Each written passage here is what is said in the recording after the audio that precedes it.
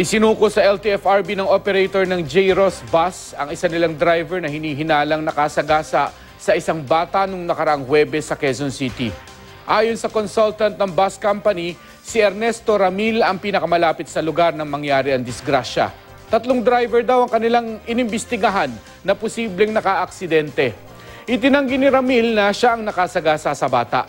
Sinugundahan din siya ng kanyang konduktor na si Antonio de los Santos. Wala namang nakitang dent o bakas ng pagkakabangga sa bus na minamaneho ni Ramil. Patuloy ang investigasyon ng LTFRB sa nangyari. Nung nakaraang Biyernes, nag-viral sa internet ang video ng umano'y karerahan ng J-Ross at Nova Bus sa Regalado Highway. Nauwi ito sa pagkakasagasa sa batang biktimang si Jalani Makasulong, pero hindi man lang siya hinintuan ng 2 bus. Nauna nang isinuko ng Nova Bus Line sa LTFRB ang kanilang driver na si Rodrigo Sanico.